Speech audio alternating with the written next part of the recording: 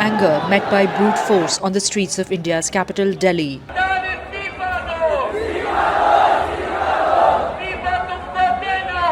धर्मेंद्र प्रधान ने रिजाइन कर दिया है। भारत में एक लफ्ज ने इनकलाब बर्पा कर दिया।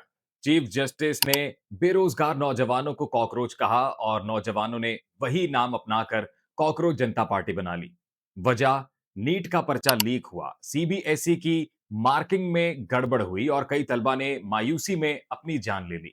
हजारों नौजवान दिल्ली की सड़कों पर उतर आए, पुलिस की लाठियां और आंसू गैस बर्दाश्त की। एक समाजी कारकुन सोनम वांगचुक ने भूख हड़ताल की और 25 जुलाई 2026 को विफाकी वजीर तालीम धर्मेंद्र प्रधान को इस्तीफा देना पड़ा। भारत में मोदी हुकूमत की ये पहली बड़ी शिकस्त तस्वुर की जा रही है, मगर इस तहरीक को लीड करने वाले अभिजीत दिपके ये कहते हैं कि अभी जंग खत्म नहीं हुई है। जब तक खुदकुशी करने वाले तलबा के खानदानों को इंसाफ नहीं मिलता, धरना जारी रहेगा। एक लफ्ज कॉकरोच, जिसने पूरा निजाम हिला दिया। तो कहानी कुछ ऐसी है कि 3 मई 2026 को 22 लाख से ज्यादा तलबा ने मेडिकल दाखिले का सबसे बड़ा इम्तिहान, national eligibility cum entrance test जिसे नीट कहा जाता है, वो दिया। और जल्दी पता चला कि पर्चा तो लीक हो चुका था। एक पहले से गर्दिश करने वाला गेस पेपर जो मार्केट में सर्कुलेट कर रहा था, नीट का पेपर हैरानकुन तौर पर उससे मुमासलत रखता था।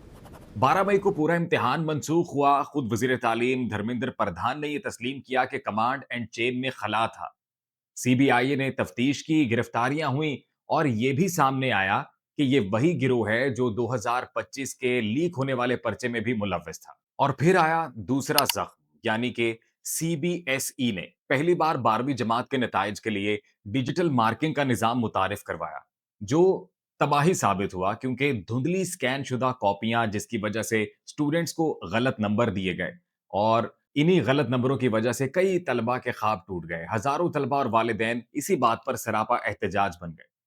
अब अलमिया यह है कि इस अफरा तफरी में कुछ तलबा ने, जब उन तक नताइज मनसूख होने की खबर पहुंची, तो उन्होंने अपनी जिंदगी का खात्मा कर लिया।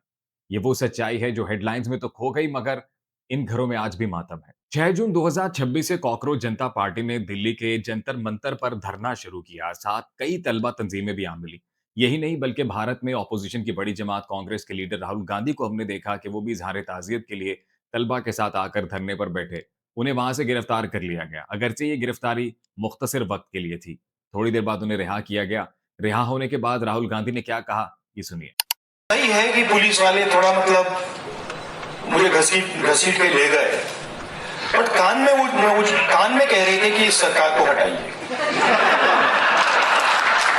इन सबका मुतालिबा एक ही था कि वजीर तालीम धर्मेंद्र प्रधान मुस्ताफी हों और इम्तिहानी निजाम दुरुस्त किया जाए।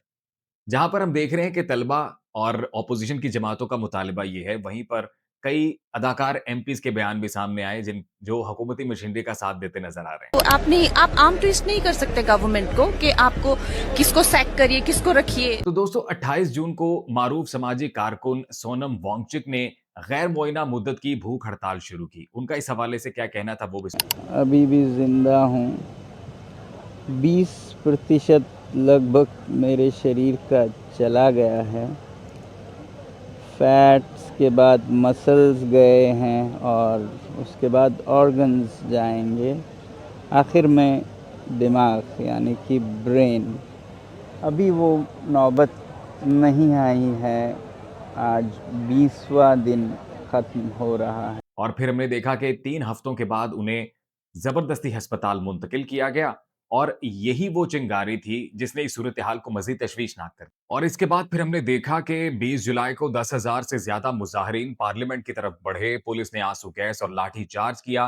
तकरीबन 180 अफराद जख्मी हुए। वीडियोस में नौजवान को रोते, गिड़गिड़ाते और फिर भी डटे हुए देखा जा सकता है।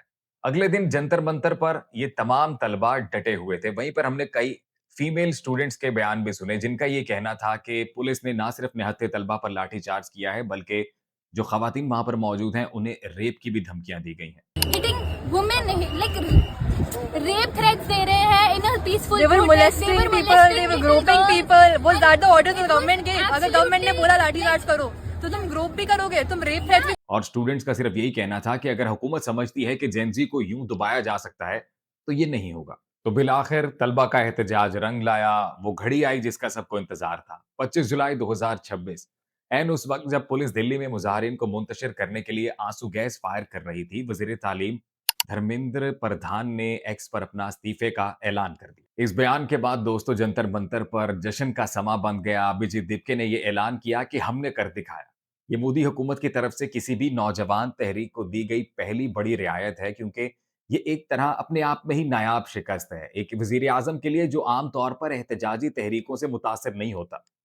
मगर यहाँ कहानी खत्म नहीं होती, क्योंकि अभिजीत दिपके ने इस्तीफे के फौरन बाद ही ये वाजे कर दिया है कि ये सिर्फ पहला कदम है। उनके अल्फाज थे, ये जमहूरियत है। इन्होंने इस्तीफा दे दिया, मगर हमारे दो मजीद मुतालबात हैं, हम यूं नहीं जाएंगे। पहला मुतालबा ये कि वो वालिदैन जिनके बच्चों ने अपनी जिंदगी का खात्मा किया, उन्हें कॉम्पनसेट किया जाए, उसका मुआवजा उन्हें अदा किया जाए। और दूसरा, वो पुलिस अफसरान जिन्होंने निहत्ते तलबा पर यूं लाठियां बरसाई, उनको कटहरे में खड़ा किया जाए और उनसे जवाबदही की जाए। तो आपको क्या लगता है दोस्तों, ये कहानी यहीं खत्म हुई या पिक्चर अभी बाकी है? कमेंट्स में अपनी राय का इजहार जरूर कीजिएगा। इस चैनल को सब्सक्राइब कीजिएगा, वीडियो को लाइक कीजिएगा और अपने चाहने वालों के साथ जरूर शेयर कीजिएगा।